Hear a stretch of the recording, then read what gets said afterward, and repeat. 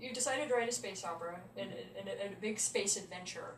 Um, I think some people may not even call it a space opera, but it's a big, futuristic space adventure, living and working in space. Were there iconic things that you knew you had to include? Did you feel like there were things that if you did not include these things, it wouldn't be as satisfying, or you wouldn't feel like you were doing the job that you'd set out to do? Yes. And I'm going to say right off the bat that there's absolutely no economic sense to big spaceships. Yeah. They make no sense at all. And there's no military sense to big spaceships in which you actually put humans, because humans then dramatically limit the G-forces and other stresses that you can put a spaceship through. So why would you put them on there? But by God, I had to have giant battleships in space. I just had to.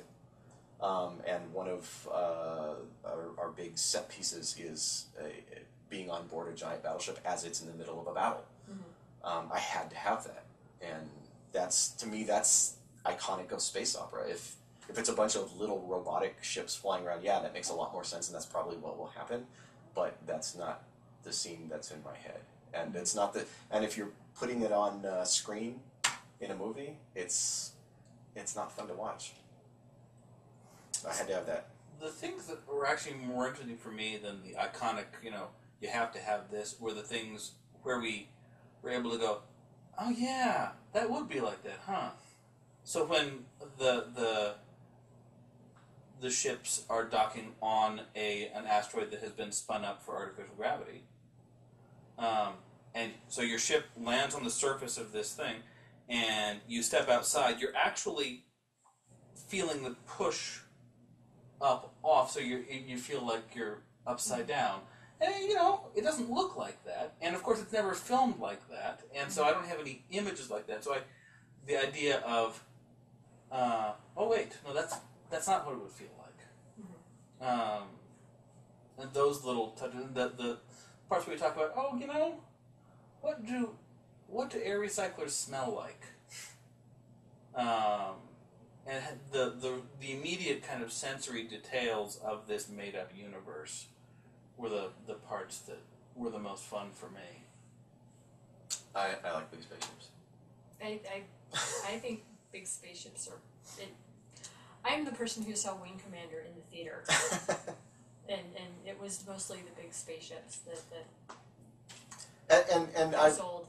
And I'll freely admit, I mean, we tried to create two iconic point-of-view characters because Miller is the sort of iconic, world-weary detective trudging through the filth of humanity, and the pursuit of the impossible case. The case they can't let go. That there's no way he's ever going to solve it because it's just there's forces at work against him, but he'll plow on until he finally figures it out.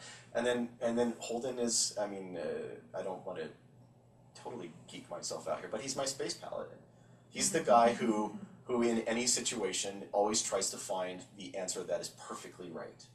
And he fails every time because there's never a perfectly right answer, but that's the world he lives in. He has to try to be right. And it was really, one of the things that was really fun was having those two kind of meet up and go, right. Huh, you think that? Yeah, seeing the other character through the eyes of the character you're writing gave two very different views of those characters, yeah. And that was also fun to write. But yeah, trying to create those iconic characters. I mean, and he's trying to create a character that you absolutely feel his weariness and his determination to reach his goal. And with Holden, I wanted to create the guy that you would absolutely want to be on his crew because he's going to try and keep you alive. And he's going to be the guy, the captain who will step in front of a bullet for you because keeping his crew alive is the most important thing to him. Yeah, so in that way, trying to create iconic characters, absolutely. What haven't I asked that you would like to talk about? That if you have one thing you could say to convince people to read Leviathan Wakes, besides the fact that it has big spaceships. It does have That's big all spaceships. I need to know. Yeah. So, one of the things that I did in the last couple of years, I was a judge on the panel for the Philip K. Dick Award, which meant I read a whole lot of science fiction. And one of the things that I'm seeing in science fiction these days, and using that kind of as my main sample size, is a lot of it is very well considered and very well thought out and very meticulously researched and not a lot of fun. That's not where we were trying to go. The job, I think, that's interesting to me and that's interesting to Ty, and the reason that we can work together on a project like this is we really want this to be fun. We really want this to be a good read. We really want it to be something where you stay up a little too late and you're a little bit late to work tomorrow. That's what we would like. Absolutely, yeah, and continually invite the reader to continue reading. Constantly give them, and not in the cheap, I won't say author names, but not in that cheap where you end on a very false cliffhanger to try to drag the contrived cliffhanger to drag the person into the next chapter, but end every scene with an invitation to read the next scene that feels real. Yeah, absolutely. Yeah. We want people to read it in one night, even though it's a 170,000 word behemoth. And having read it, I think you succeeded.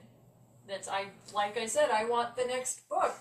Well, one of the things, I've written a lot of other books at this point. I've written like 8 books besides this, 9 books, something like that. And I have my first readers who I always send my stuff to and who always give me my notes back and tell me how to fix things. Except with this book. This book, I read it, we finished it up, I sent it to my first readers and they came back and said, ooh, that was cool. No, yeah. Like, okay, but how do I feel? Oh, it was cool. Oh. So I think time makes me a better writer. Do you think you make Daniel a better writer? No, what I do for Daniel is I'm the little voice in his head, because Daniel is if you've read The Long Price, Daniel is a very thoughtful writer, and he puts a lot of thought into creating very believable character issues and character drama and character conflict, and he's very good at that. The part that I help him with is I read his stuff and I go, there should be a gunfight here. So if Daniel is responsible for all the really intricate things that are going on, and I'm responsible for explosions. It's a good division of labor. It works out well. I was going to say, that seems to be working well. Man in charge of explosions. Well, deep character moment. Boom. Deep character moment. Boom. That's kind of the book. What's funny is we've kind of reversed now, where we're about a quarter of the way through the next book, and we had a conversation where Daniel turned to me and said, have we gone too far without an explosion? Have we gone too far without a gunfight?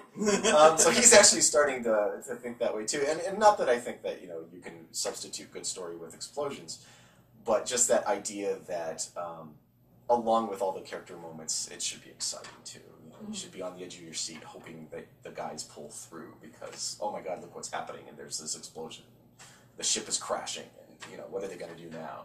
There should be that in addition to the, how will these characters get along with each other. And that's all that I add. So if you're reading his new book, Dragon's Path, and you find a sword fight, explosion.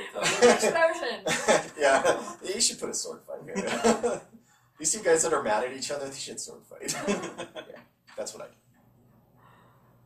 And when is Leviathan Wakes due out? Leviathan Wakes is due out late spring, early summer. They're saying June right now. Those things are always subject to change. June 2011. Yeah. Summer issue of 2011. Yeah. And then the second book, Caliban's War, is going to be out a year after that. And then the third book is Dandelion Sky. Ooh. And it's going to get bigger. Yay! Yay! You already have titles and everything. Yeah. I'm so impressed. And sort of outlines of where this is all going.